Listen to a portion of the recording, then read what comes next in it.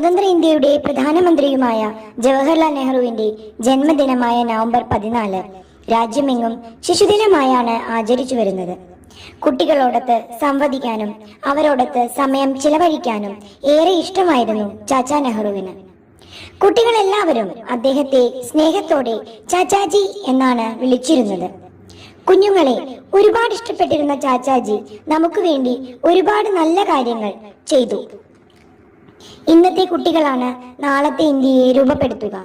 നമ്മൾ അവരെ വളർത്തുന്ന രീതിയാണ് രാജ്യത്തിന്റെ ഭാവിയെ നിർണയിക്കുക എന്ന് പറഞ്ഞത് അദ്ദേഹമാണ്.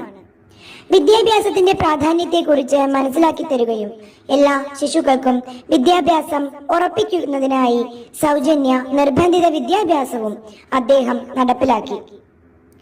നല്ല നാളേക്കായി നമ്മളെ പോലുള്ള കുട്ടികളെ ആരോഗ്യവും സംസ്കാരവുമുള്ള നല്ല പൗരന്മാരാക്കി വളർത്തിയെടുക്കുക